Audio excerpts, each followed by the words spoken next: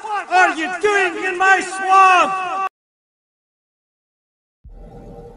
Hello everybody, this is Ogre Boy, and I'm going to be doing my review for the 1990 movie Child's Play 2. So, this movie is set 2 years after the events of the first one, and this movie, after Chucky had been killed and stuff, he gets brought back to life when the PlayPal corporations take the remains of the old doll and fix him up and put new coverings and stuff over him and everything. And as they go to put the new eyes in, some kind of technical difficulty happens and brings Chucky back to life, and he starts planning his revenge on Andy and everything, who is now living in foster care because his mother's in an insane asylum after the events of the first movie and everything.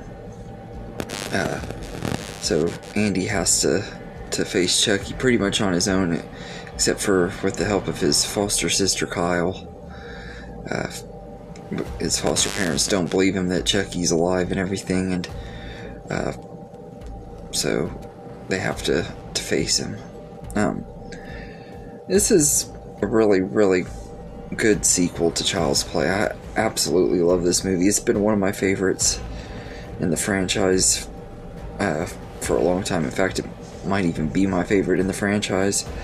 I just absolutely love this movie. That pretty much everything that made the first movie great is still intact in here. It has a really good suspense and everything. Even though you know Chucky's alive and everything, it still has good suspense and everything. It has a lot of really great kills.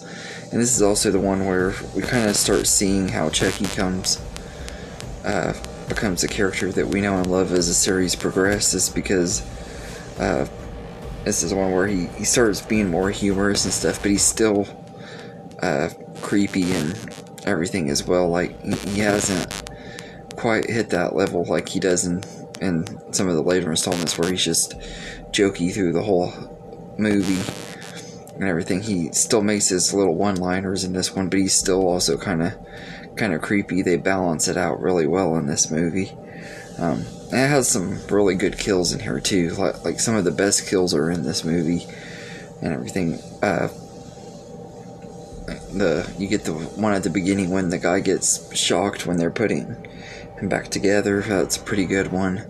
And everything when he gets shocked and flies through the window, and you see like the burns and stuff on his face. It's like it's pretty brutal. And then when he kills the guy that works at the corporation and stuff with the bag over his head, it suffocates him in the car. That was a pretty good one. And you got Miss Kettlewell, the teacher, Andy's teacher. It's pretty funny kill. He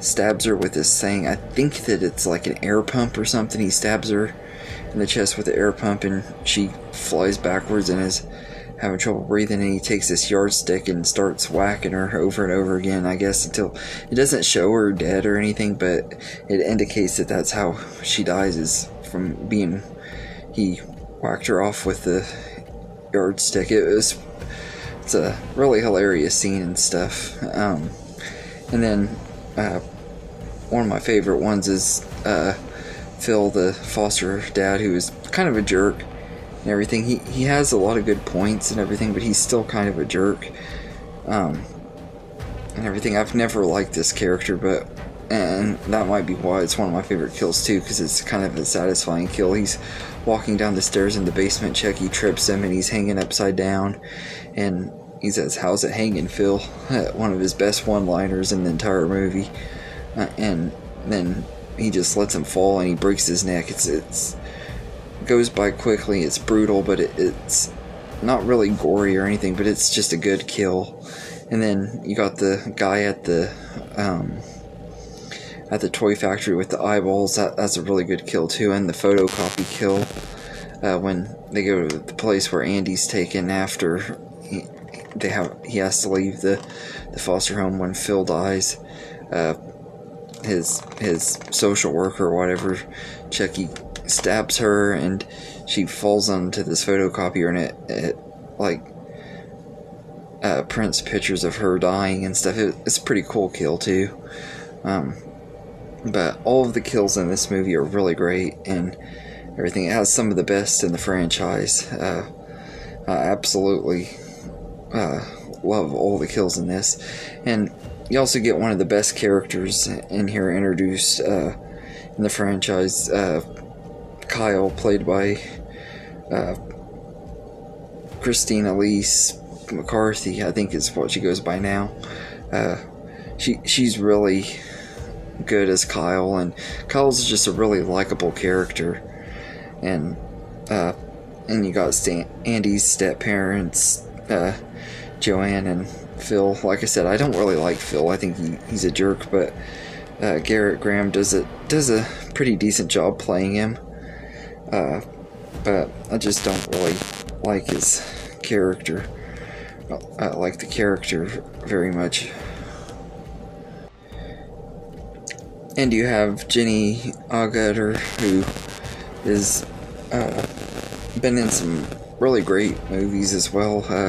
She was also in American Werewolf in London, and she had small roles in a couple of the MCU movies and stuff, but she plays Andy's foster mother, Joanne, and she's really, really good. She fits the role really well. She's really likable and everything up until Phil dies, and then she kind of starts being like, okay, maybe Phil was right, this kid is bad and all that, and she makes him leave the foster home, which sucks, but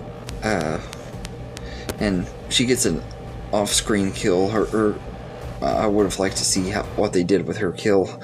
I don't know if the MPA just didn't allow it or what, but it was done off-screen, and you see her, she's sent by the sewing machine, and it looks like he slit her throat or something. But it would have been cool to get to see how it played out. But she was really good as a character and really likable. And she was actually one character I hated to see die, because even though she kicked Andy out and stuff, I still liked her and thought she was a likable character. She was the only one that really stood up for Andy and stuff when Phil wanted to kick him out and everything, so I like her because of that.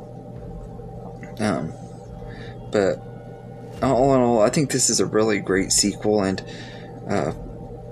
everything. It's so fun, and the score in here is even better in this one than it was in the first one. This one's done by Graham Revell, who's done some pretty good work on other horror movies, including Bride of Chucky and Freddy vs. Jason, so he's good at doing horror movie scores, and he did a really good job with this one and everything. It just, to me, it, like the scene when Kyle is going back into the house after she finds the Tommy doll that was buried in the backyard by Chucky and stuff, and right before she finds Joanne and stuff, it's really eerie music and stuff, and it just fits perfectly. Like you know a jump scare is coming, but it builds up really well, and it just really well done with the score in here.